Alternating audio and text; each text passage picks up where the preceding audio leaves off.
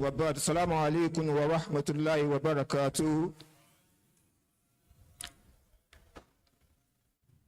We thank Almighty Allah for His mercy and blessing over us.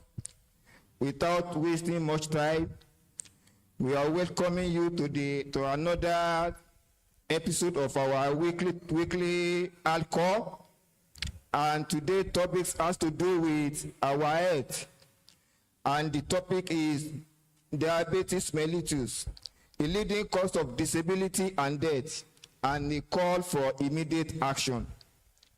The person that is going to take us through of these topics is no other person except our Prof, Professor Bashiru. He is President Al-Usrah Committee on Health. May Allah subhanahu wa ta'ala bless him and be with him. Bismillahirrahmanirrahim. You have.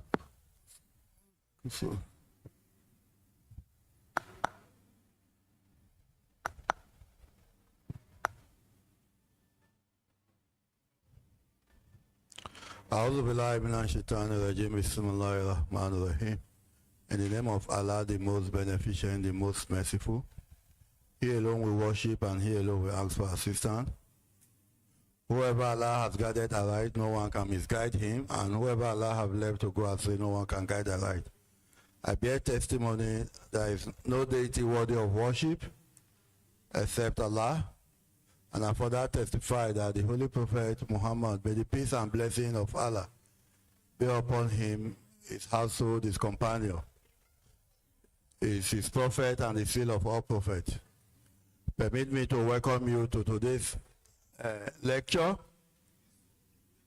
and this morning we'll be talking about diabetes mellitus, a leading cause of disability and death, a call for action. Are you okay? Let me use this opportunity to thank members of the Health Committee who came out to ensure that today's screening was a successful one. I also want to use this opportunity to thank and commend the Al-Usrah leadership for providing this opportunity, because this is very important. It's a way of constantly reminding us about our health.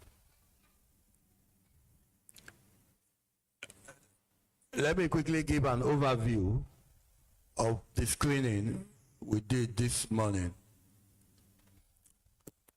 On my part,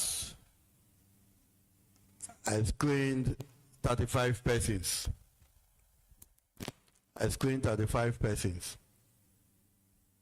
And of the 35 persons I screened, 32 have normal fasting blood sugar, 32. And we have 2 persons with intermediate values. That means the values are higher than what we will say is normal, but they are not high enough to say you have diabetes. We have only one case, one value that you can say this is diabetes. But however, a single test is not enough for us to say. So we need to do a repeat test. So it's when you do the test consistently twice and you get that value, or you get the value greater than 7, then we can say, okay, this person is diabetic. So on the part of the other person, although I don't have the breakdown, but what she flagged, she had 3 persons that their fasting blood sugar level can be said to be diabetic. Like I said, we need to do a repeat value. What is important about this is that most times, some of us celebrate, like those whose values are between 3.9 to 5.5. That's the WHO level. But for Nigerians, it can be as low as 3.3. So we say 3.3 to 5.5. You know, some of us, once we have that value, we forget ourselves. Yeah, it's normal. And because it's normal, we now start eating indiscriminately with the fact that it's normal. But when you do that, you find yourself teaching yourself towards intermediate level of pre-diabetes or even diabetes. So that is the high of it. The white people who have pre-diabetes or diabetes, those ones will start taking effort or making effort to ensure that they bring it down. So the point I'm bringing out is that the fact that it's normal does not give you the license to go overboard and begin to exhibit unhealthy lifestyle, which you have tried to avoid. What that tells you is that you are doing well. You need to maintain that level of doing well.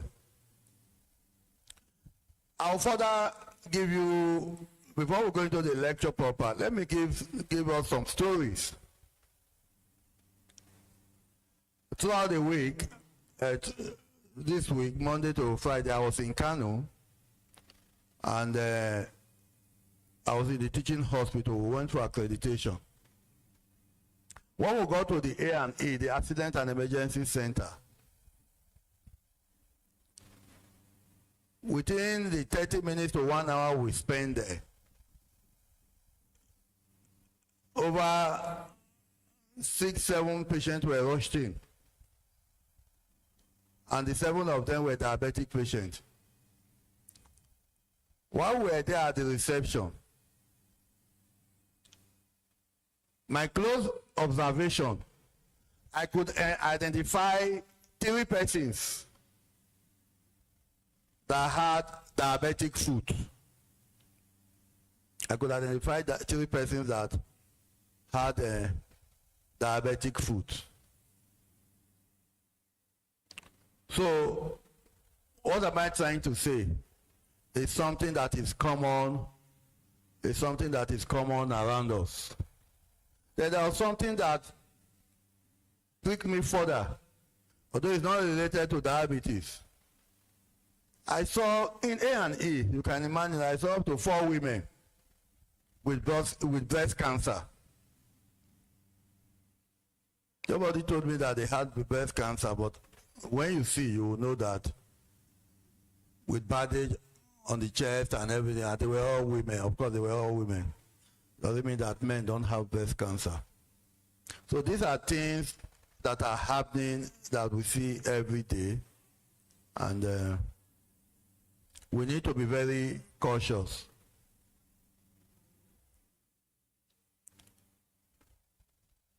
So let us quickly delve into our lecture, and I would like to start by giving us an overview. We all eat, we all drink from time to time. From our elementary biology, we know that when we eat, when we take carbohydrate food, what happens when we take carbohydrate food? We remember that from our elementary biology, they usually tell us that the end product of digestion is what? Of carbohydrate digestion is glucose. Is it not? The end product of carbohydrate digestion is glucose. For protein, it's amino acids, and for fat or lipid is fatty oil. It's fatty oil and glycerol. So, there is a relationship between glucose, the pancreas, and 2 principal compounds or agents called insulin and glucagon. These are hormones that are in charge or that are responsible for the metabolism of glucose.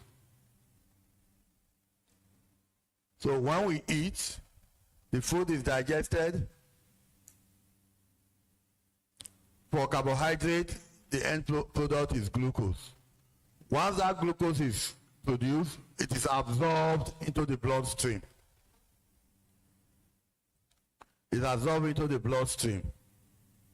So once it is absorbed into the bloodstream, what happens to it? Because it is not needed in the bloodstream. It is needed within the cells of the body. So it has to go into the cells of the body. So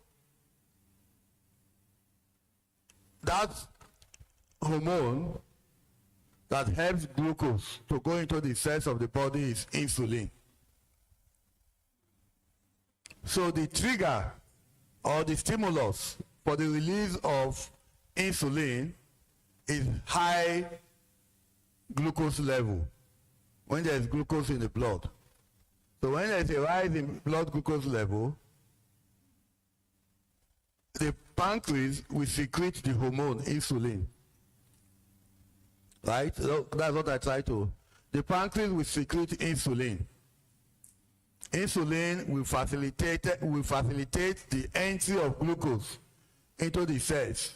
And you know that is what the body will use as energy. When the body has used what is required of glucose for energy, the body will now store it, what is left. The body will store in the liver, it will store in the muscles. On the other hand, when there is low level of glucose, this same pancreas will produce another type of hormone called glucagon. So both of them, insulin and glucagon, they are both produced from the pancreas, but by different cells. Insulin is produced by the beta cells of Langerhans in the pancreas, while the glucagon is produced by the alpha cells. So once the level of glucose is low, just like the trigger for the release of insulin is high level, the same thing, the trigger for the release of glucagon by the alpha cells of the pancreas is low level of sugar. So it tells you that nature has a balance. So when it is low, glucagon is relieved. It goes to act on those areas where the excess glucose was stored, the liver and the muscles. And of course, it is not stored as glucose, it is stored as glycogen, which is a complex form of carbohydrate.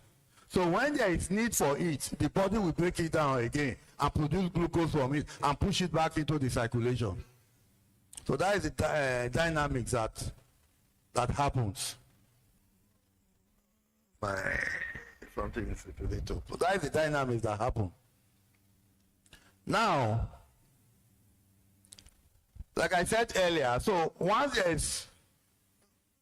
is glucose,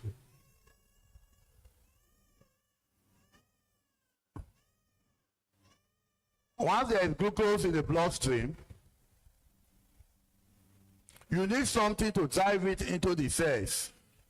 You need a key, you need a vehicle to drive it into the cells. So that vehicle, that key that will open the cells so that the glucose can go into the cell for utilization is insulin. Right? It's insulin.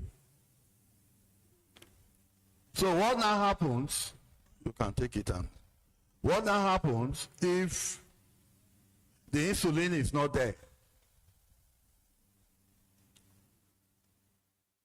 If the insulin is not there, you can have a problem. If the insulin